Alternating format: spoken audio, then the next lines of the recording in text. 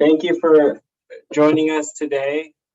I'm here with a special guest, John Thompson, one of the co-founders of Intero. Hello, Eric. Hi, JT.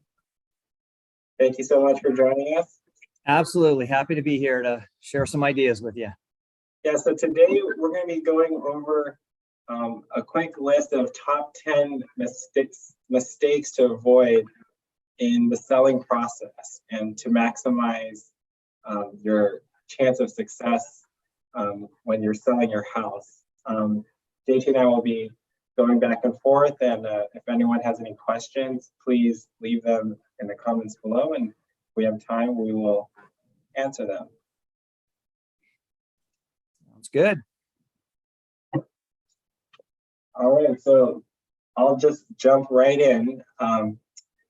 In today's market, the market is shifting quite dramatically. If you've seen the news and hearing about interest rates, right, price reductions, inventory, and so I think the stock market, of course, the economy, right? Are we in a recession? Are we not in a recession? So one of the biggest mistakes that we see a lot going on in the market is not pricing the home correctly. And what does that mean? That's a big question. Are we priced too high? Are we priced too low? What's the best strategy for pricing a house, right? And there's a lot of different options, right? You can price it at the market, and I think that's a good place to start, right? I agree with you. I think market, listing it at market in the current environment we're in is probably the smartest strategy. When the market was ridiculously hot and there was no inventory, it didn't matter where you priced it almost, right, Eric? Mm-hmm. And a lot of people did a strategy of purposely pricing it low to get 10 offers, in hopes to find that one person that went real nutty, right? And I think doing that, if you get multiple offers when you price it at market, great, right? That's still possible. But I think having a strategy to price it low with the intent of getting multiple offers, I think you run a risk of, not getting that feverish buyer excitement because of all the things that you've mentioned, even though there's still relatively low inventory and there's still plenty of buyers that need to buy. There's no sign of the market shifting that dramatically, but I think you run a bigger risk, purposely trying to price it low in order to get, 5-10 offers on a property. Yeah, exactly. And I think what I'm seeing on the buyer side with my clients, from what they've heard in the news and talking to friends, they're hearing about people getting properties under the asking. Right. And so, if you price it low, be prepared to get offers even below that, right? And people trying to, quote unquote, buyers to get a deal. And so you could risk some big challenges if you think you have a teaser price, but the market actually says that might even be too high. So I think discussing the different strategies, right, with your agent is extremely important, and it's very different than it was, at the beginning of the year, where anything would sell, right? A house on 280, right? A house on Wall, right? Would just instantly sell. But now, it's the differentiation, right, between the homes and the agents making a big difference now. Buyers were conditioned differently 6, 9, 12 months ago and beyond, right? And they're conditioned now to think, differently about the marketplace. So you just have to be aware of that. And I was never a fan of the strategy of in any market, hot market, and balanced market or slow market, of pricing high and coming down later. I personally, of the 3 strategies every seller has to review with their agent, that one to me in any market is always brings the most risk.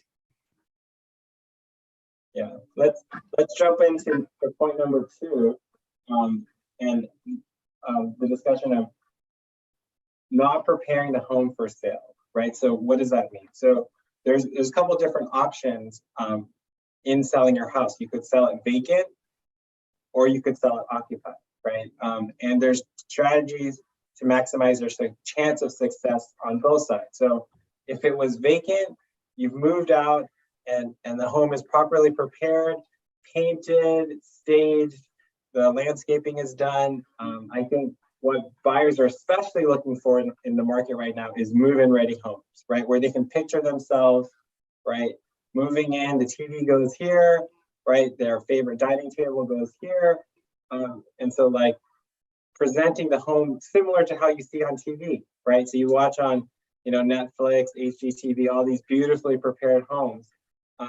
That is kind of what the buyers are conditioned to. And having the expectation that you're going to get that same result with your 30-year-old furniture and all of your belongings in the closet, I think needs to be discussed, right? So you might have to lower your expectations a little bit if your home does not show in that same manner that has been pushed in the media. And it's still very possible, right, to get a great result for yourself. But expectations have to be set accordingly, right? Based on what the buyers are expecting, right? What my buyer comes expect.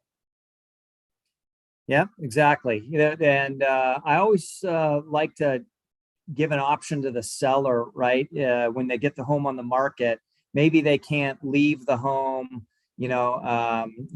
permanently, but get out of town, be away from the home for the first week or 2 weeks if you can afford it, if you can get a hotel room, anything, right? Because having a home on the market, can be frustrating for some people, right? Sure. It never fails. As soon as you make that big batch of chili and the kitchen is a mess and the kitchen's been perfect all day, that's when somebody calls and wants to come by, right? And you want the house to be readily accessible anytime there's somebody interested. You want them to be able to be able to access the home. And it's just funny, right? It never fails. As soon as you start to do laundry, somebody wants to see the house, right? As soon as you start to make, and you want them to come by, right? So having the house all prepped, ready, staged, and then the owner not messing it up and living in it, right? Which is why we have a house, right? You got to live in it. It's great if at least the first week, you can get it ready, and then let all the buyers come through without you being around. Yeah, I agree. That would be the best case scenario. Best case scenario. Yeah, and we understand if that's not always possible, right? But that's really big. It's just less stressful for the seller, but yeah, it's a budget question, right? Or if you have a friend that's going on vacation, then go house sit at their house, right? Exactly. is what I always tried to recommend. Yeah. So number 3 mistake, which actually might even be number 1 in my book, is trying to hide major problems about the property, right? So for example, there's some foundation issues that about. There's parking issues in your neighborhood. There's noise, like for example, you live near a school, so like morning drop off and pick up has tons of traffic, right? So any of those like neighborhood or house or just challenges of your property that about, it's always best to just disclose it. Right. We live in a very litigious society here, especially in the Bay Area. We have a very well-educated buyer and seller pool of people. So the best way to CYA, to cover your butt, is just disclose it. And that way, if someone comes back to you saying that, hey, this is a problem, you can just say, great, well, I told you about that. And you agreed and bought the house as is in that condition. So it really just saves a lot of headache and pain in the future with a little bit of work up front in terms of just disclosing and telling every possible thing you know about the property, even if you think it's negative and might affect the value. It's just better to have someone know everything, be fully comfortable about the buyer, to be fully comfortable about everything about your property, neighborhood, everything about the house, and that way, everyone can be happy in the end. Yeah, buyers are excited about, when they buy a house, right? And, it's fun, it's exciting, it's, a new adventure or a new stage, new chapter for a buyer, buying and moving into a new house. And they tend to accept some negative news easier at that stage than 2 months later, when they're in the house and they're in the day-to-day, and then they always find out about everything. Right? They just always find out, because now they're there. They talk to the neighbors. They said, well, yeah, we talked to John about that, constantly, about how the water was pooling under his house, every time it rained. And so they always find out. It's just best to, tell it all. The good buyers will still buy the house. All right. And if it's a serious enough problem, then, you're going to need to address it with any buyer anyway. When I sold my house, Eric, I wrote like a 3-page addendum, to the disclosure statement. So I spilled any time, the door even squeaked to a bedroom, I wrote it down and disclosed it, because I didn't want the buyer to ever come back at me. Exactly. And the buyer, read it all. And accepted it all. Everyone thought, you're crazy.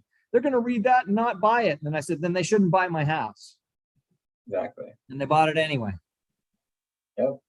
And that easily segues to number 4, to include as part of finding out about major challenges and problems in your house, and that's you're doing inspection. So one mistake that I see sometimes that sellers and their agents make are not doing pre-listing inspections, right? So in our market here in Silicon Valley, right, San Mateo, Santa Clara, Alameda, San Francisco counties, we generally, the sellers pay for the inspections up front to give as much information to the buyers as possible.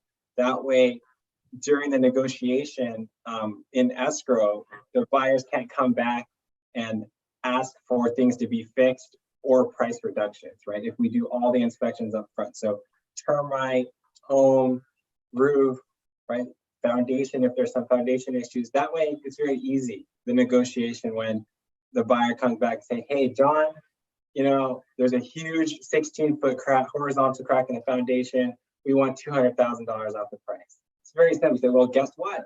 We told you that there was that crack, and you signed off on it when you made your offer initially. So thank you very much for reminding us of that report that you just signed earlier. Let's continue with the process with the escrow. Yeah, just makes it easier for everybody if everything's known up front. I mean, you and I are in the business, Eric, right, of real estate, and I don't know about you, but I don't crawl under my house in the crawl space, that frequently, right? Yeah.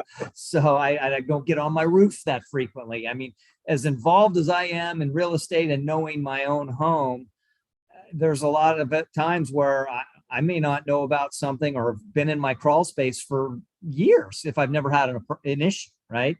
Yep. So having a professional inspect it all, a neutral third party, that's not trying to, kill a sale and not trying to make a sale. So just there to disclose what they see, and having that all done up front, it just makes it so much easier, makes the escrow and transaction so much more smooth, and the negotiations with a buyer so much more smooth, because you negotiate those things in the contract then up front.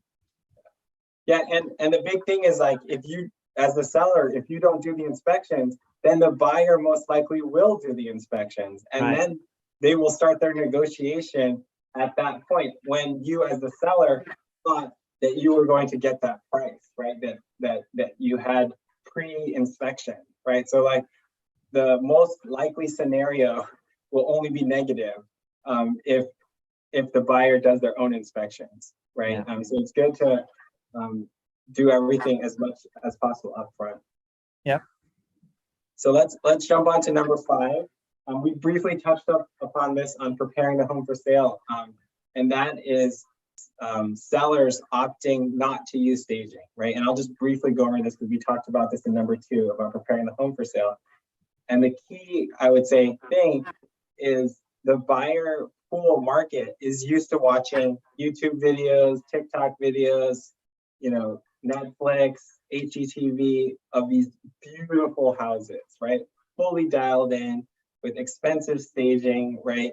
And they give a huge premium to the houses they try to buy in real life that have that, right? So if you want to take advantage of that boost, right, from all these real estate shows, then I highly encourage all my sellers to make that investment because it offers a huge return, right? It's more than double the return on the cost, right? Like it's just tremendous.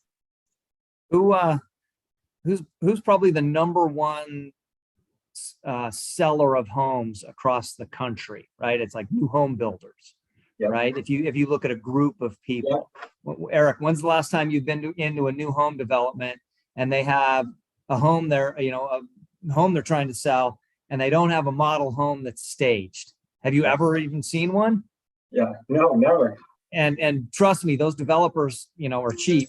If they could get away without staging it, they would. But that they're the perfect example. They put everything into this home and they stage it so a buyer walks in and goes, wow.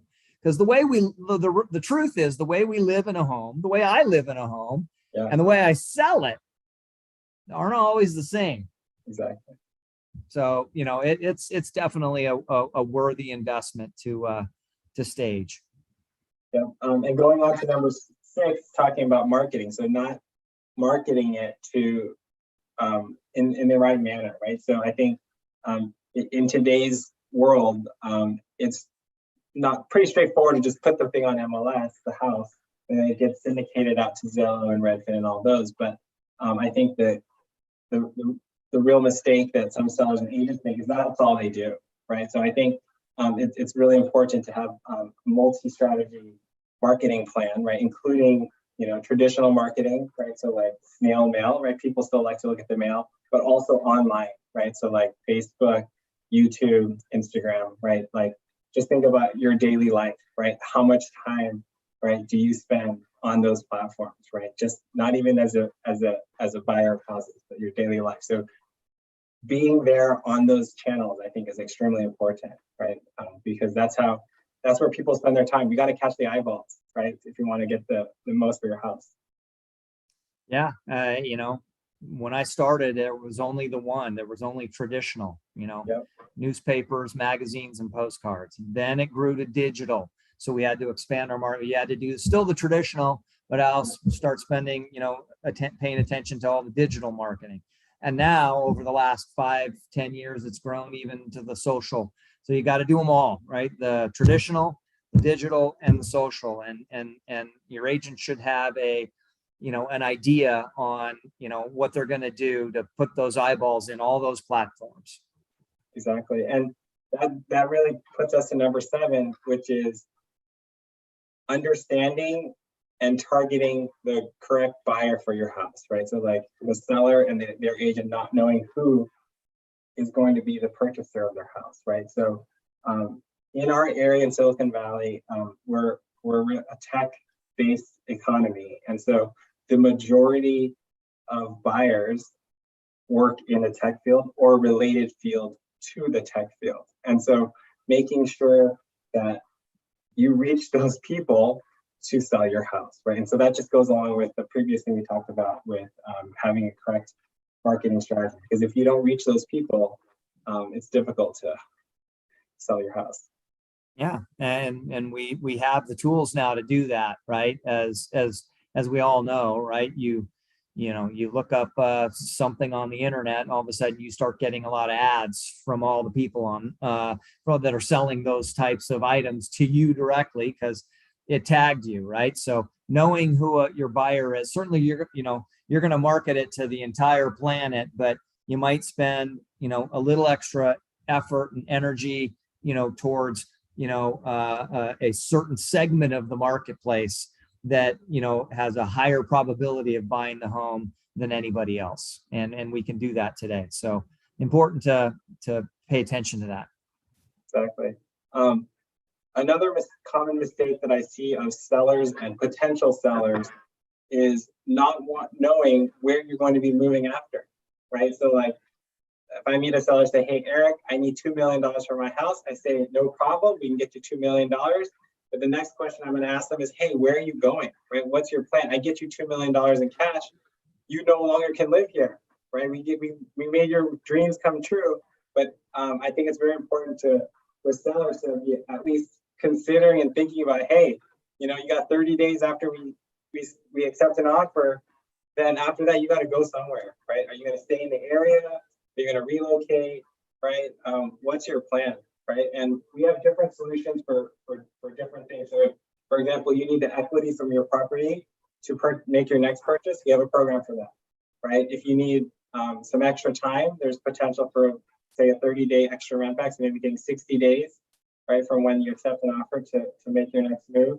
Do you want to rent a place first, right, to decide what you want to do? But I think it's very important as a seller to making these considerations, thinking about it, not just, right, the number you want, right, for your house, right? Like there's additional things to consider as well. Yeah, it just opens you up to the better your plan is about knowing what you're doing. It opens the possibilities up to you being able to also to accept offers from a different variety of buyers as well. Some that want to close quick, some that may want to not want, will want to close quick, but allow you to rent back, et cetera. Which, again, a good agent can negotiate the terms that a seller needs, like you do, Eric, I know. But the better plan and option you have together, knowing what you're doing on the next step, because it's a lot of work to move a house, and being prepared and either taking advanced steps, so you're not scrambling and being stressed at the end, just makes the whole experience a lot more enjoyable. Yeah, and it comes out fast. It does. The escrow process. Like, you accept an offer, everybody's excited. Hey, this is so great. And before you know it, it's like, hey, it's time to hand over the keys and call the moving truck, right? So it goes way faster than you think. It does, and it's more work than a lot of times people think, to clean out their life, right? Exactly. and move it. So yeah, having a great plan, thinking ahead about that, knowing what those options. Already have talked to your mover, if you're using one, all that helps in making like I said, the experience less stressful. Yeah, and it's going to be stressful no matter what. But we're trying to minimize it, make things as smooth as possible, right? And that goes to the number 9, right, which is only considering the highest offer, right? And John was kind of discussing this on a previous point about the negotiation. There's a lot of other important items to negotiate besides just the price, right? So nowadays in our market, we have contingencies now, right? It's like kind of a new thing to some people who've never written offers with contingencies before, right? And there's rent backs, right?